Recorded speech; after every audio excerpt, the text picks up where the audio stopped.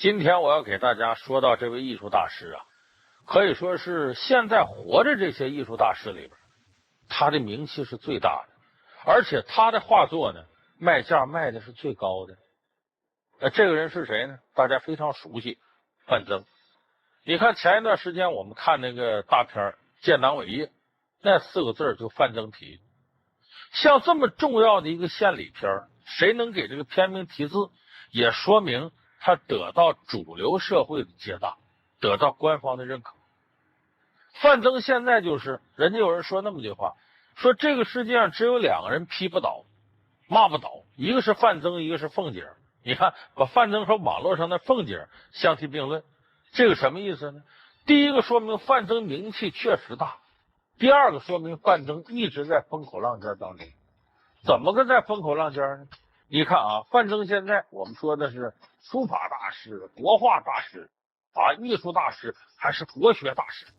经常有一些座谈会呀，包括这个哲学思想的一些这个座谈会上，范增也坐着大谈国学啊，中国古代哲学天人合一，以国学大师的面目出现，这个位置似乎至尊无上。可另外一方面呢，坊间也好啊，媒体上也好，也不断发出这样的消息，说范增啊是一个欺骗书画收藏者的这么一位，在这个绘画上面呢偷工减料，而且还有人说范增在道德上也立不住欺师灭祖，对自己以前有恩的人呢恩将仇报，甚至有人说他还勾引别人老婆。反正范增的争议同样也非常多。用咱们熟悉的话说呢，范增就是名满天下，棒满天下。那么今天呢，咱们就给大伙仔细解析一下范增这些年在我们的舆论圈里掀起的一些波澜。范增呢，我们得说这个人出身于一个诗书世家，他是1938年生人，生在江苏南通。这个南通老范人不得了，你范增往上查，他的祖先是谁呢？咱们知道有范仲淹，《岳阳楼记》的作者啊，先天下之忧而忧，后天下之乐而乐。范仲淹是他老祖。在这个1000多年下来，他老范家出了不少名人。一直到清朝时候呢，还有一位他得算是他也算祖宗一级了吧，叫范伯子。这个人呢是同治年间非常有名的诗人，造诣很了不起。到了范增这辈，他爸爸叫范子纡，这个人很有意思，精通诗文，文化水准是很高的，可是一辈子不爱出名，也可能受到什么打击。到晚年呢，这范增出名了，给他爸爸出了诗集啊、作品集，他爸爸挺高兴，出这些书呢都锁到书柜里，谁不给谁看，宁可他发霉了。所以就说这个范子纡本身来讲呢，也是个述而不作诗的隐士。那么范增打小呢，受他父亲这方面的熏陶，再加上他母亲呢，也是南通当地一个很有名的才女，这样这个双方面对这个范增的教育呢，范增打小国学底子就很不错，而且那时候喜欢画画，画达摩老祖家里墙上都画满了。所以范增打小他家里一看他有这天分，也非常注意培养他。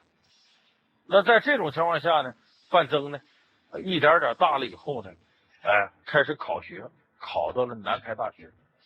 在南开练了2年之后呢，范增觉得呢没什么太大意思，就转到中央美院。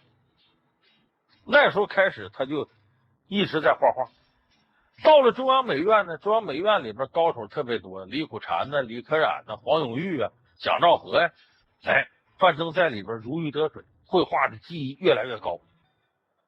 可是到他要毕业的时候出了事儿。美院的学生毕业呢，要每个人交一幅作品。范增当时呢就画了一幅《文姬归汉图》，蔡文姬文姬归汉图》这幅画本来是毕业作品展上的，可是呢被到学校去参观的郭沫若给发现了。郭沫若对这幅画很感兴趣，因为郭沫若写过剧本叫《蔡文姬》，可能有的朋友还看过这方面的话剧和歌剧。就这样，郭沫若一高兴，就在这画上做了一首诗，那不得了，郭沫若郭老了得吗？殿堂级的人物，这是。所以当时呢，一下子范增因为这还出了点小名。最后他拿着这个画放到这个毕业作品展览的时候，被学校知道了，学校领导就气坏了，说你个范增小小年纪就有这心理啊，就如此诡诈，借助名人出名，你想干嘛呀？这学校领导跟范增之间就发生了误会，就把范增这幅画给撤下来。范增一气之下，毕业典礼我也不参加了，回老家南通。学校那时候也来气，也没管范增毕业的事儿。后来范增托人呢，找了一个历史博物馆的活，到那边去了。所以范增在学校时候是挺不顺的。之后呢，就是文化大革命。范增在文革期间呢，更受委屈。为啥？他这幅画的，他画画这种风格跟文革时候的红色创作完全不吻合，那种高大全式的人物形象，那种红色艺术的构图，范增跟这个格格不入。但是文革之后呢，范增迎来了艺术的春天。他画了几幅古画，古代的这些名人呢、诗人呢、学者，他以这个为题材，在好多艺术的杂志上发表之后，大家一看，国画应该是这样，不应该是那些充斥着意识形态左的那些东西。所以范增在改革开放之后呢，一下子成了就是继承传统的国画艺术的标志杆。范增当时的名气开始一天天大下来了。这个时候范增的声望已经是如日中天了，他的画作呀，各个方面都得到了大家的认可。当时呢，在93年的时候，他的画作就能拍到12万人民币。后来到90年代末呢，他的《府地人形》拍到了1200多万，范增已经进入到世界几乎顶级的画家当中了。那么说，范增本人的能耐到底有多大呢？咱就随便举个例子吧。这个徐悲鸿的夫人手里留过徐悲鸿一幅画，这个画不是成篇幅，是个草稿。什么呢？这个叫《六朝诗意图》。这画上草稿是3个人，一个骑马的，一个骑驴的，一个推小车的。当时有个民谣叫“庄公游玩出城西，别人骑马我骑着驴，回头还有推小车的汉，比上不足比下有余”。这咱民间说的吗？比上不足比下有余，看人骑马我骑驴，他要画这个。可是当时徐悲鸿的寥寥几笔，人物勾勒挺生动，没画完这个画。这个时候呢，徐悲鸿的老婆叫廖静文，碰着范增，说：“你看看，现在也就你有这水平，能不能把他这……”范增回到家，经过很长时间的构思，寻找徐悲鸿当初的想法，终于感觉吻合了，提笔开始把这画修完。背后画了很多苍山翠柏，然后这个山上的小道啊，林廊外边是个大树森林，配合上这个人生动的表情。结果这个六朝诗意图就在这种情况下，格式由范增、徐悲鸿2位高水平的画画作者给完成了。所以从这点来看，范增的绘画技艺几乎是可以跟徐悲鸿比肩的。在这方面，我们说范增是画画界的大师，我倒觉得范增是当之无愧的。那么说到这儿呢，很多朋友说最近范增这个争议比较多，哎，咱们现在好好给大伙说说范增争议这些事儿。范增这些争议体现在什么上？比方说最近一次，当年这个荣宝斋，北京荣宝斋有位经理姓郭，他呢在文汇报上发了一篇文章，说有一位经常在电视上露面啊，人称国画大师、书法大师、国学大师的人，其实他的画画翻来覆去就那几个人，有些结构都有问题，是被过度包装的，而且经常采用流水作业这种方式。他说的流水作业什么事？他举出证据来，说范增画画10多张纸在这搁着，比方说画钟馗吧，先画钟馗脑袋，画10多个脑袋，再画钟馗身子，这边拿照片对着画。也就是说，粗制滥造、流水作业跟现代的机械化生产差不多。那么他还举出了范增画画这些照片实实在在的证据，一下子把范增惹火了。范增就把文汇报带这个作者，这个姓郭的告上了法庭。结果一告法庭，调查发现呢，在1995年呢，双方有个过法，当时范增在法国买个别墅，这房钱不够了，就托一个中间人找到这个姓郭这位，说郭老板，你能不能买范增200幅画，一幅画12000，200幅画是240万，来救救他急。其实范增那时候呢，一幅画已经能拍到我们刚才说8万、12万这个价了，但是呢，大量的这种购买，他着急用钱，你就得把价格降低。就这么的，这郭老板呢，200幅画240万买下来。范增用了1个月，把这200幅画装裱完了，送过来了。这郭老板很纳闷，说这个1个月他就把200幅画画出来，他怎么画的呢？就好奇到范增画室一看，哦，画这纸先画脑袋，画10来个脑袋再配啊，赶上这跟工厂啊做那些这配件什么啥差不多呀，这哪行呢？当然了，他也没亏，他慢慢的卖呢，他不是12000一张收进来的吗？卖3万一张，过了些年也都把画卖出去了。当然现在这范增画价又涨了100多万了，不是当初那价了都。所以这个事儿，这位姓郭就说你范增如何如何，范增来去告，最后范增告赢了，告赢是告赢了，范增名誉大受损害，不少收藏的画，哎呦，他就这么回事啊，在这挂着画，就跟糊弄我们一样，你这咋样？那么说这个事儿呢，范增理不理亏？我个人倒觉得不理。为啥呢？一个画家一辈子，他能说得上精品、呕心沥血的画作并不多。他那种拍1000多万、2000多万那种画，都是他精心画出来的。那你像我这儿，比方说12000一张，你订购200张，我有必要给你每幅都呕心沥血的画吗？这个咱们搞过艺术品收藏的朋友都知道，这种画跟那种精品画是分开的。这种画叫什么？叫行货。你卖的就这个价钱，是吧？我就按这个价钱给你做。你可以指责这个画家很商业化，但是这个事在道德上能立得住。你就出这个价吗？我完全没有必要像我呕心沥血创作那样。就像我们说有的这个厨子炒菜似的，哎，我给你炒一盘菜，你一吃没问题，可以了。那你说，那我再多花钱，你给我精心的烹饪更好的菜，那这厨子可能拿出更大精神头来做，那价钱不一样嘛，对。所以这个行货和精品是不一样的。所以这个问题上呢，只不过把画家内部的这些规则一下给暴露了啊！原来你是这么做的，很多人还以为收范增一幅画花了大价钱，以为范增呕心沥血的给画出来，根本不是，人家几笔刷刷刷，一天恨不10块25就出来了。所以这个事儿等于把画家行内的一些规则给暴露了，范增无形间呢成了暴露这个规则的受害者。那么这个事儿范增还说得过去。2008年范增有一个事儿，大家对他意见很大。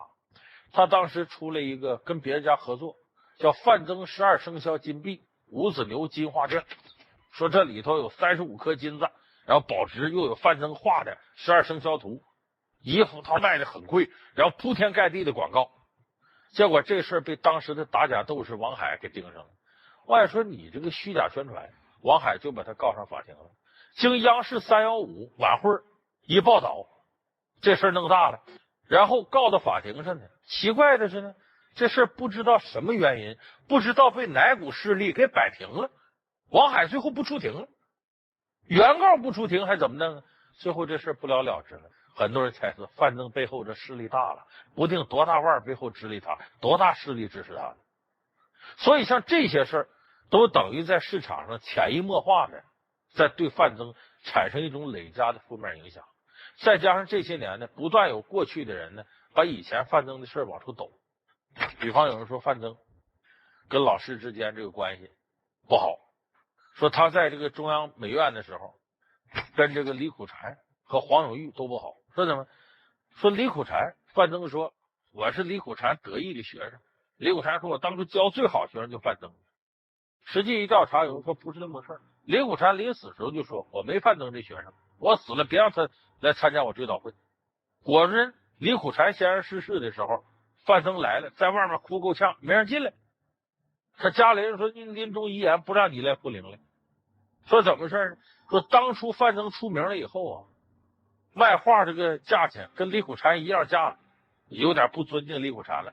过去叫老师，现在一见面拍肩膀，苦禅呐怎么的，开始这么叫了。结果李苦禅自尊心受到极大伤害。反正这个事他们之间谁是谁非咱不管，但是起码来说就是说范增跟李谷禅关系好，这其实经不住推敲。还有他跟黄永玉说，黄永玉一见面范增就要动手，说当初黄永玉跟范增作为师生好到什么程度呢？范增手里有一个极具文物价值的一个拓片，黄永玉喜欢，范增就送他。可是后来不知什么原因，范增成名以后写了一篇文章，把黄永玉的画骂得一无是处，这也不行那也不行，黄永玉人也不行，俩人从此就绝交了。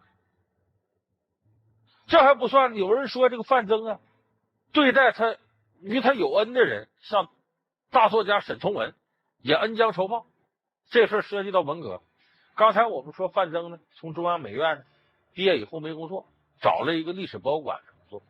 当时沈从文呢不写东西了，正在呢琢磨什么中国古代服饰这些，想找个会画画来给做插图，范增就去了。沈从文一看呢，范增这年轻人挺有才，也挺喜欢他，经常看他工资少，给他钱，还给他买东西，领家吃饭。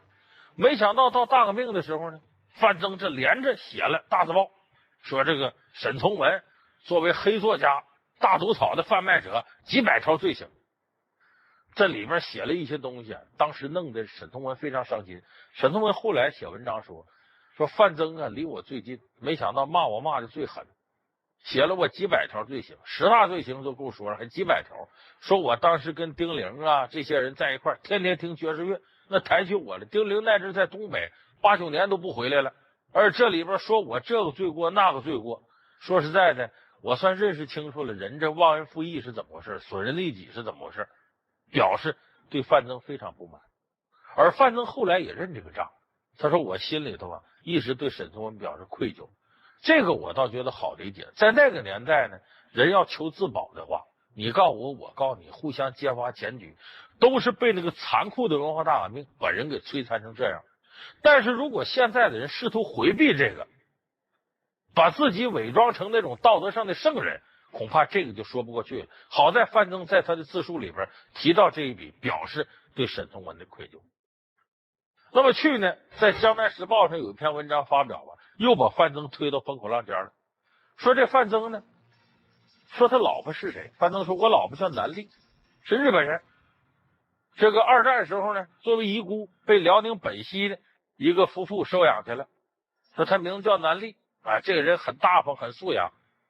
可是《江南时报》这篇文章呢，写的却是说不仅仅范增这撒谎，这里面事多了。这老婆就不是他的。说范增在这个历史博物馆那时候落难的时候呢，住仓库里头，跟一个文艺宣传队一个演员叫徐孙德，俩人认识，一见如故，俩人拜为把兄弟。范增上徐孙德家吃饭呢，聊天，常去，就看上了徐孙德的老婆叫张桂云，他俩就勾在一块儿去了。在一块儿好时候瞒了徐孙德3年，才知道给徐孙德气的，你还勾引我老婆，我对你这么好。俩人离婚了，然后范增就跟这张桂云走，说这张桂云就，我认为这个事真真假假，咱大可不必考，因为任何一个艺术大师啊，他在道德上不见得能立住脚，在男女问题上犯一点过失，这都是正常的。我们每个人拍拍自己胸口想一想，在这些问题上，自个儿真就是道德上圣人吗？那么，即使水平再高的大师，他也是我们平常人。那么他也可能在生活当中犯这样那样的错误，揪住这些我倒觉得意思不大。所以我们觉得今天我们看范增啊，其实给大家看待名人提供了一个非常可靠的标准和视角，就是这些名人所谓艺术大师，他不见得是道德上的圣人，那种脱离人间烟火完整的道德上的完人是不存在的。其实我们审视范增，可以不管他道德上如何，是不是能立得住，我们只需要欣赏他的作品就够了，以及我们正确的把他的作品放在一个合适的评价位置上，这就够了。比方说画画，我认为范增当之无愧的当代大师，可是他的书法就差点意思，就够不上大师2字。至于国学，更加远远够不上。他所谓的国学素养跟一些国学大师比，那个距离是非常非常明显的。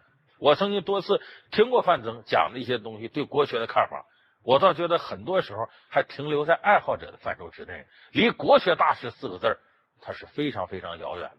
但是这个一点不妨碍我们欣赏范曾先生精彩的国画作品。今天我要给大家说这位艺术大师啊，大家应该很熟悉，他做过一首著名的歌词，这歌是那么唱的：长亭外，古道边，芳草碧连。很多朋友熟悉这歌叫《送别》，这是李叔同弘一法师所作。那么今天我们就要说说这位中国近代艺术界的先驱，同时也是文学家、书法家、佛学家，这位著名的弘一法师李叔同。李叔同和一般人不一样的地方，比方说我们说一个人呢出家，往往呢我们会看好多名人，也有最后出家的，看破红尘，悲观厌世，遁世了。那么他们因为什么呢？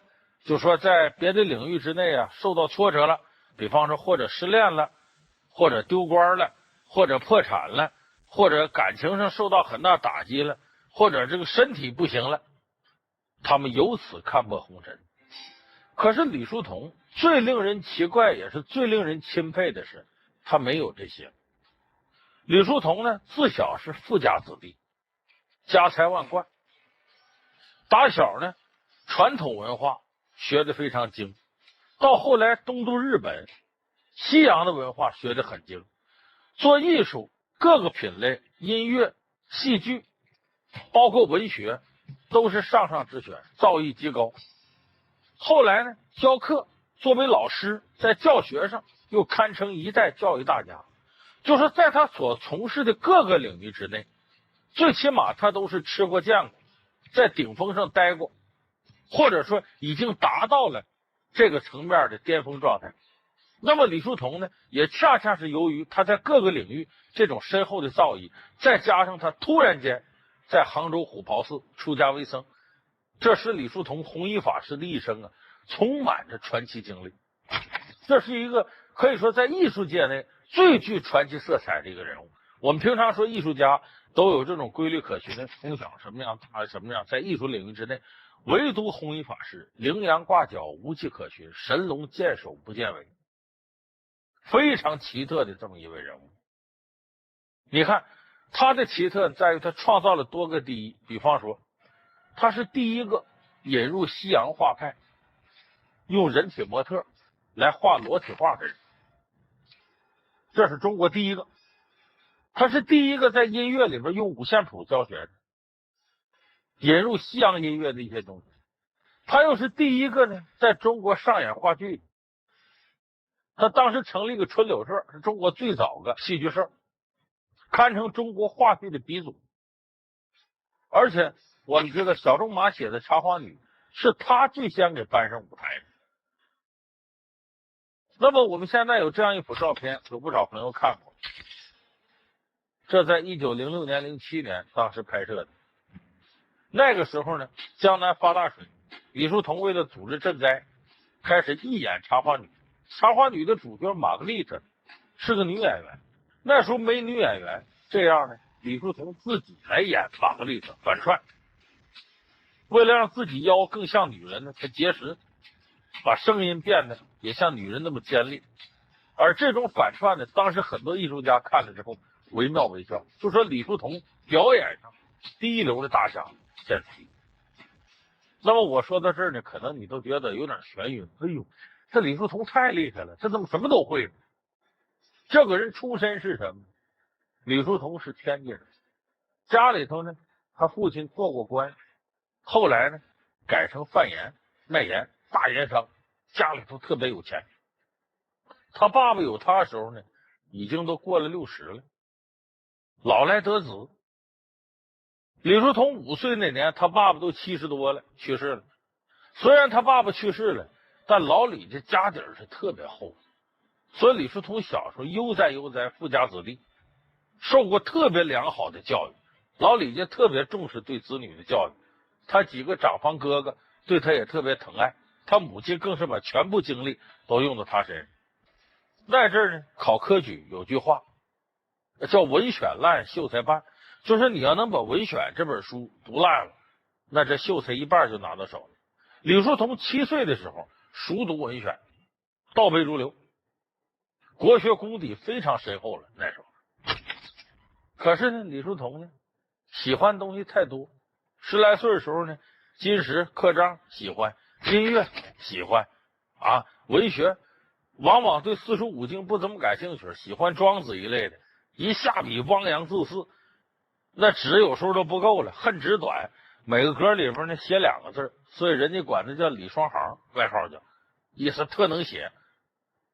可是李叔同呢考了好几次秀才没考上，可能他对这个四书五经啊，当时真的就是不怎么感兴趣。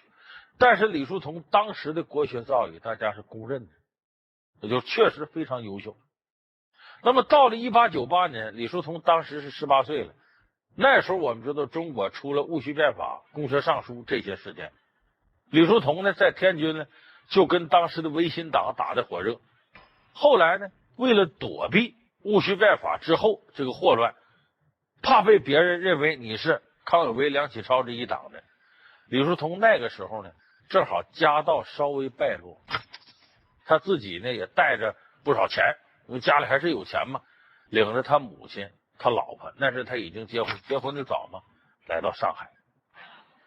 到上海之后呢，他就跟几个好朋友，像蔡小香啊、许焕元呐、这些人结为叫天涯无友，整日诗词歌赋互相唱和，研究音律。那么送别，我们前面说这个长亭外古道边，芳草碧连天，就是这时候创作的。当时到了1901年前后呢，这许焕元家里头破产了，母亲上吊了，父亲当时不知所终，许焕元心里头凄凄惨惨，为了找他爸爸，准备离开这个上海，就到这个李叔同家里告别。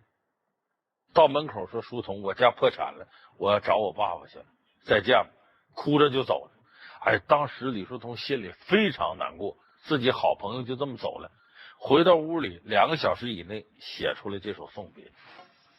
那么1901年他来到上海那个时候呢，李叔同开始接受再教育。什么再教育？他原先接受的是传统教育，这时候他开始一点点接受西学。1901年呢，他考进了上海南洋公学，就是现在上海交大的前身，里边有个特长班。他的同班同学有谁呢？黄炎培、赵立泽。我们看后来这都是一流的大家。这些人凑到一块儿，不是说小学生，人家原先能力就不低，到这来学习了，所以弄得上海公学不少老师不敢给这帮人开课，怕教不了，因为这里头也都是有能耐的人。到后来从北京请来蔡元培，蔡元培来了，往讲台上一站，底下鸦雀无声。所以那个时候呢，在蔡元培的带动之下呢，李叔同接受了大量西学的东西。1905年，他母亲去世了。他母亲去世的时候呢，这个葬礼李叔同跟别人弄的都不一样，没有摆宴席，咱们这么红白喜事摆不是蛋糕沙拉，就西式的招待大家。然后比如从自个儿坐在钢琴边弹钢琴，一边弹一边唱。那么他母亲去世了，比如从觉得没啥牵挂，爹也没了，娘也没了，老婆孩子无所谓，托朋友管着。李叔同飘然一人来到日本，东都日本求学。在日本呢，先学画画，当时学的西洋画法就有人体素描，可上哪儿找人体模特去呢？李叔同这时候住在日本的一个人家，这个家房东啊有个女儿，名字叫叶子。李叔同就觉得这个女孩气质非常好，适合当模特，而这个女孩就偏偏答应了，因为那时候日本也挺保守，当人体模特是挺羞耻的事儿。但是这个女孩说实在，当时爱上了李叔同。李叔同虽然在这个中国有老婆，可在这儿跟着叶子2个人呢相好上了，发展成为情侣，在一块儿呢待了大概有5、6年之多。哎呀，如胶似漆的，可以说这是李叔同一生在世俗世界里最美好的时光。到了1911年，他学成了，回国了，这叶子非要求把他带回去，李叔同就带着叶子回到国内。这个时候李叔同呢，在天津的家业已经彻底败落了，经过这个当时的革命啊，这那已经彻底败落了。所以这个时候李叔同也没啥牵挂了，就这么的呢，应杭州当时叫省立第一师范学院，就是现在杭州有名的杭高，杭州高级中学的前身，应这个师范学院邀请到那儿教课去。李叔同到那儿呢，教什么呢？教音乐和美术艺术课。那么这时候李叔同呢，把西装革履、金丝边眼镜这些拿掉了。我教课，我就不能像以前那样，不能做那种翩翩着世之家公子，不能那样。我要改成师道尊严，穿长袍马褂布鞋，教课教的特别认真，一丝不苟。你比方教音乐，一个节拍都不能错，这是。而且带学生呢，他属于宽厚仁慈和威严结合的非常好。比方说，他的管宿舍的老师冤枉了一个学生偷钱，其他的学生都替他打抱不平，推推搡搡，这有个学生叫丰子恺，就碰了这宿舍老师一下。这老师说，这学生敢打老师得开除。所以当时呢，杭州省立第一师范呢，这些学生对李叔同是特别尊敬的。他们认为呢，李叔同这老师不光是我们刚才说这个态度对学生的爱，更主要的是，你看李叔同他的这个国文水平比教国文的老师都好，他的英文水平比教英文的老师都好，他的历史水平比教历史老师都好，他的整个金石篆刻和书法比教书法的老师都要好。自小李叔同就已经达到很精的程度了。后来一辈子他始终活了60多岁，得有50余年练书法，一直坚持下来。咱们大伙都知道他那幅著名字《悲心交集》，写的精气神都灌到里边，所以弘一法师的书法呢，可以称得上当时绝对的第一流。后来鲁迅的、郭沫若要能得到弘一法师的书法，那是奉若瑰宝的。那么呢，这些学生一看老师学问这么大，能力这么大，都由衷的佩服。而且弘一法师当时也培养了不少人。这你比方说刚才我说的丰子恺、潘天寿，这都是艺术界鼎鼎大名的人物。那么这个时候我们得说说弘一法师在感情世界里，这阵李叔同还没出家。李叔同可以说呢，顺风顺水，在事业上非常得人尊重，在感情世界里边呢，他也可以说是阅人无数。那么就正当李叔同在这样的境界里头悠哉悠哉的过日子的时候，1918年李叔同突然间跑到了杭州虎豹寺出家了。当时很多人都纳闷，是一个人在这方面这么成功，各个方面都优秀，突然间愿意与青灯古佛为伴，而且他出家加入的是南山律宗。律宗是佛教里头最讲究个人修持的，清修非常苦，都几乎失传了。他加入南山律宗，振兴了这个教派，后来他成了律宗第11代祖师。好多人都不理解他怎么能就出家了。后来我们看，有人试图说弘一为什么出家，有的人说他呢打小呢他爸爸信佛，家里头青灯古佛，天天烟气缸缸缭绕，他受到佛法熏陶。还有的人说他呢家里破产了，其实破产是很早的事儿，弘一研究艺术的人根本也没拿这当回事儿，所以这个说法也不成立。还有的说失恋了，跟这些女人怎么的，这也不是。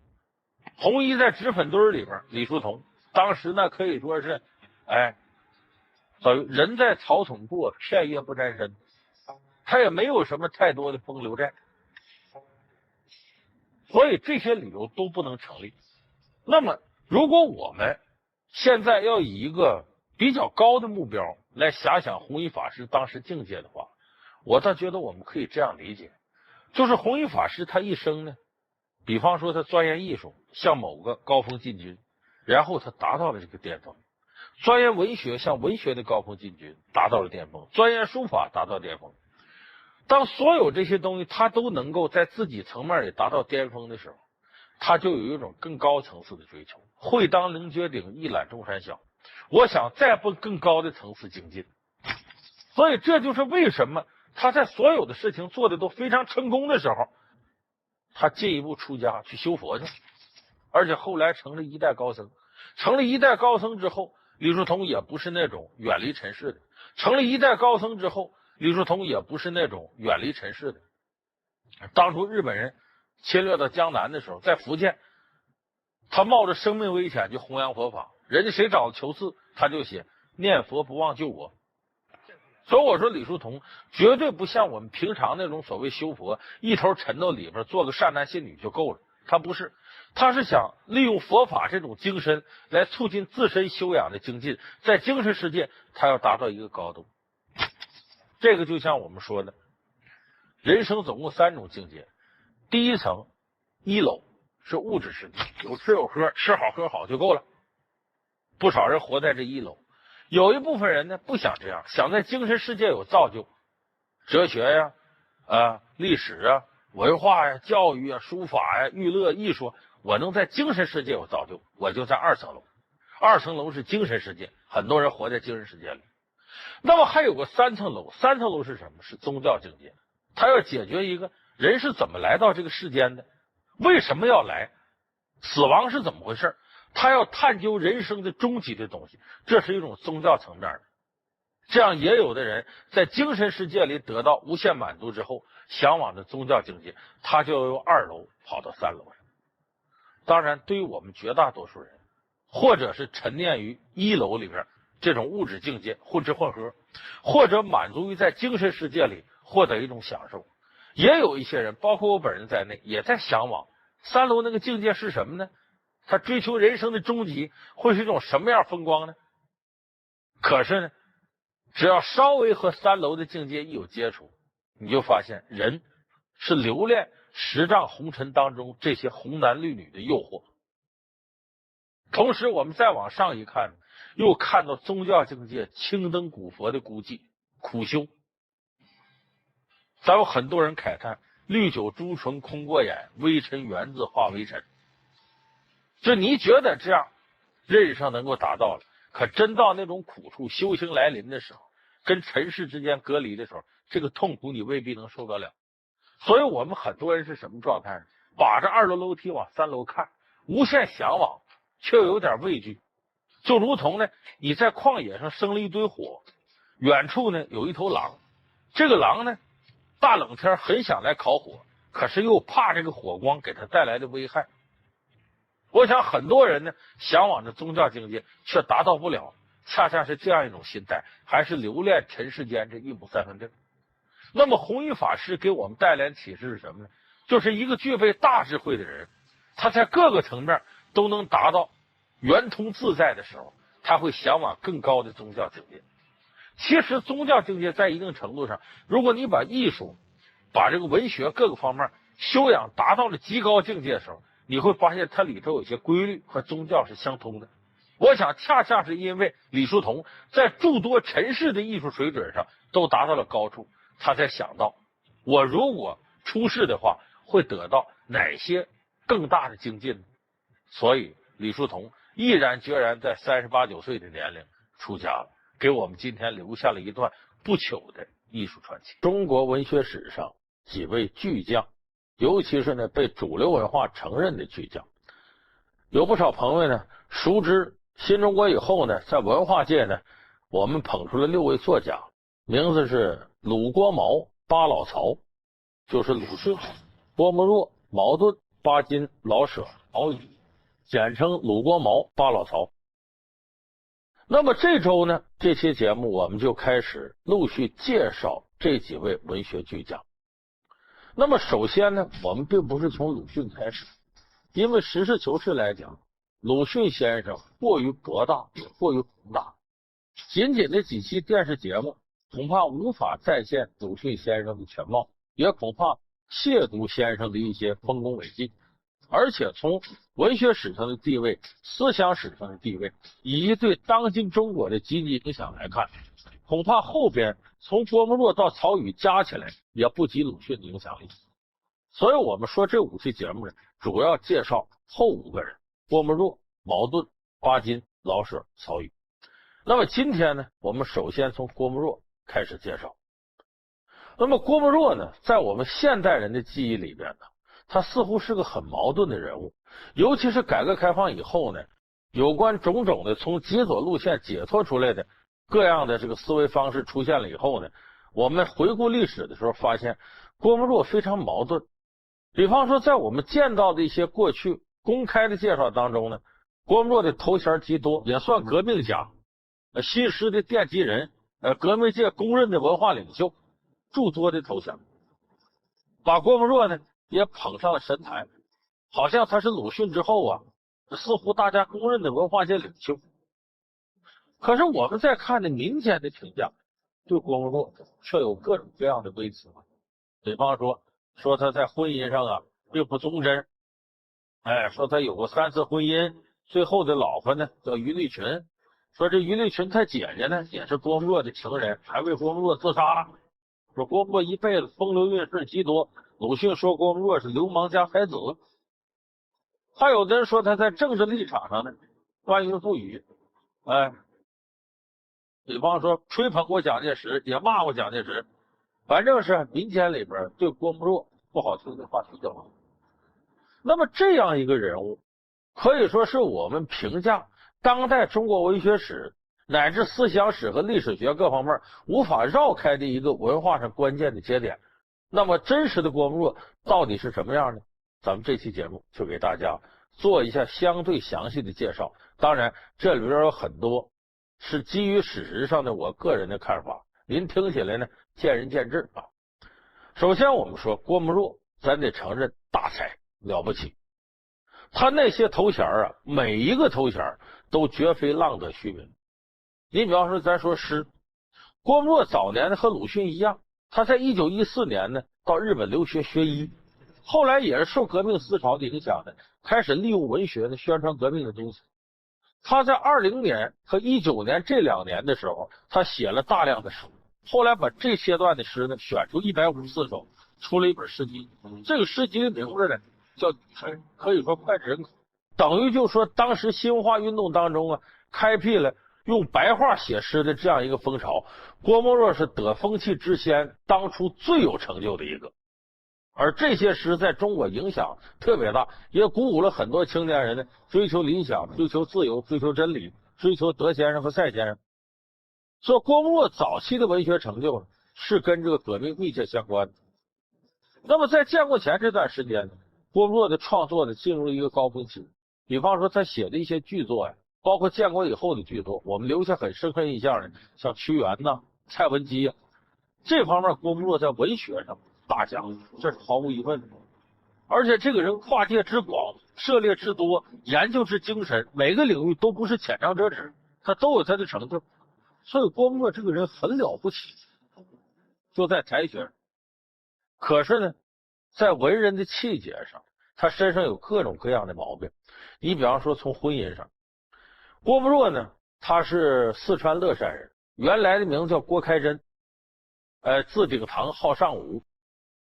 这郭沫若呢，小时候呢，出长在一个封建家庭里边，他父母呢给他做了包办婚姻，娶了这女子呢，名字叫张琼华。郭沫若呢跟这女子就过了5天，走了，离家出走了。结果这个女子为他一直守到最后死，可以说成了地道的封建礼教的牺牲品。后来隔了若干年之后呢，郭沫若回家省亲，跪到他父母前磕头，说爸爸妈妈呀，我对不起你们，孩子不孝，这些年呢没能孝敬你。他爸爸说，指着旁边当初他那媳妇儿张琼华，你该给他磕个头。正是这个孝顺的儿媳顶替你这不孝的儿子孝顺我们儿子。战国以后呢，郭沫若带着夫人于丽群回老家，又是他这个老婆张琼华把自己当年跟他洞房的屋让让他们2口自个在后面。所以说这一段也你难以说郭沫若一定错，但是总而言之，张琼华成了一个新。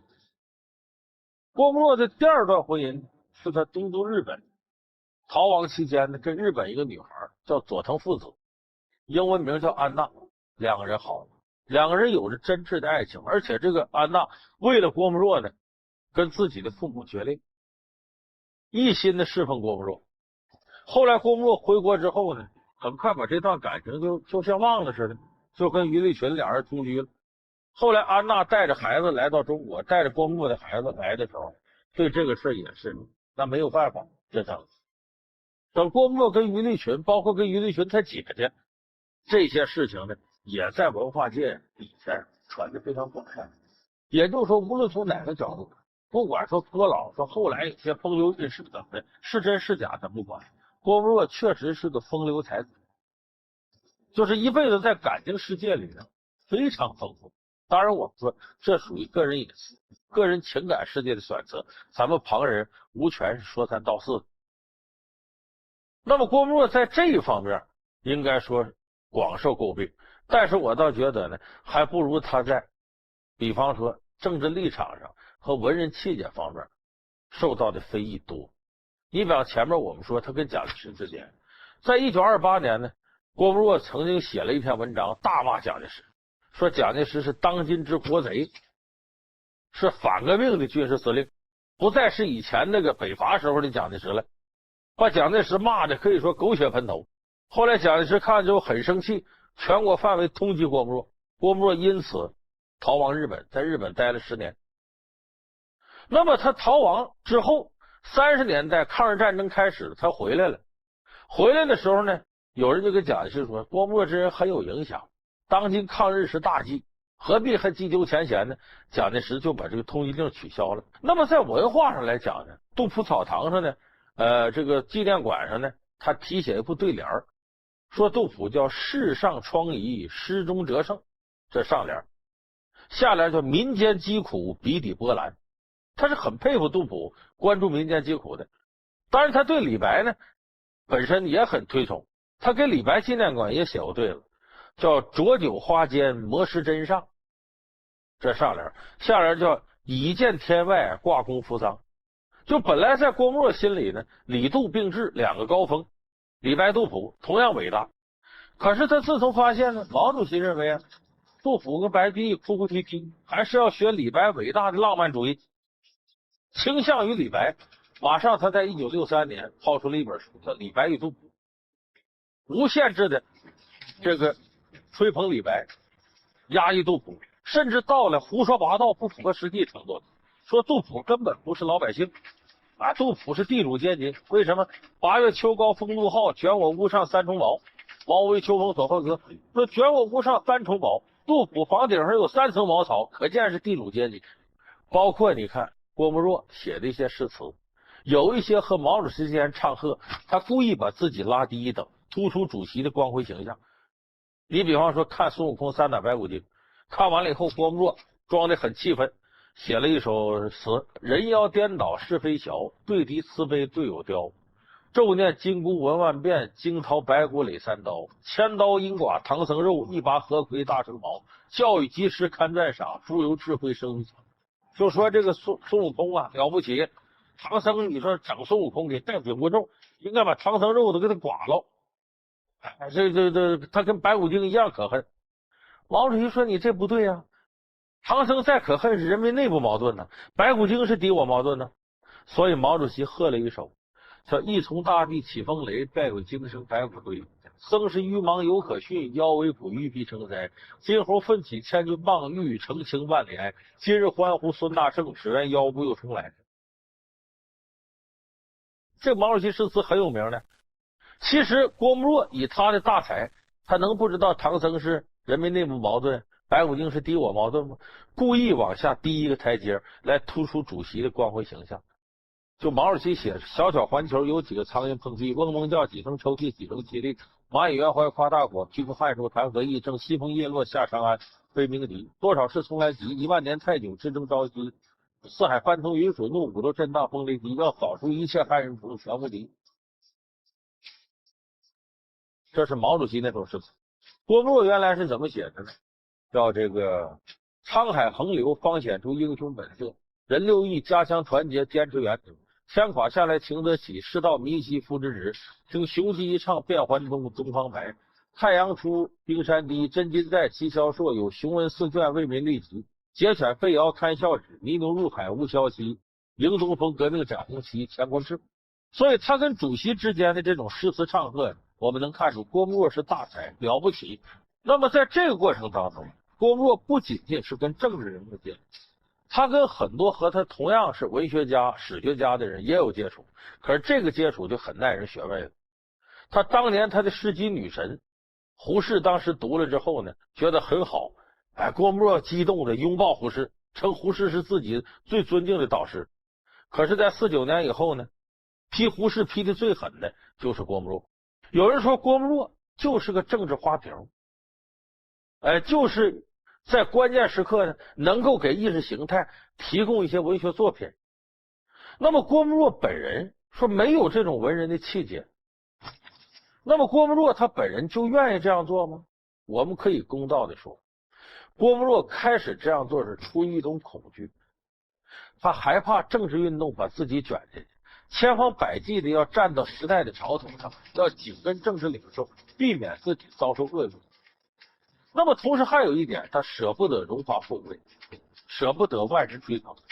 有的文人在这个时候违背了内心的原则，他会选择离开这个世界，或者是避开这个社会，自己独善其身，只能是纷纷的折腰，向权贵低头，向时代低头。那么我们说郭沫若的这样一种行为呢，被当时很多文人所不齿。现在有很多人回忆起郭沫若来呢，恐怕是有微词的时候非常非常多。那么我们不妨呢，把这个文人呢分成那么几类。比方说文人至于政治是什么角色呢？有3类，有帮忙，有帮闲，有帮凶。帮忙是什么呢？希望能够帮助统治者呀，完成好治理国家、统治人民这样的任务，能够更好的让社会向前发展。也就是说，修身齐家治国平天下这样类型的文人。你比方说屈原，他就是个帮忙者，特别想帮助统治者完成这个任务。往往帮忙的人呢，好多人受到时代的误解，这是一类。第二类文人呢是帮闲，天下大乱时候我躲着，太平盛世时候我出来。你比方说司马相如这样的，司马相如就属于帮闲文人，给皇上写个诗词歌赋啊，歌颂一下太平盛世啊。但是帮闲和帮忙的文人有一个共同点，必须得有才，你没有才华没人理你。郭沫若就属于帮忙和帮闲之中的状态，帮闲的成分要大得多。当然有一类最不耻的文人是帮凶了，有不好的政策的时候，他跟着兴风作浪作恶，这是最不要的。他本身屈从于这个时代，是他内心充满着恐惧，他不敢，他害怕，同时又贪恋富贵。所以有人说，你说郭沫若恐惧体现在什么上？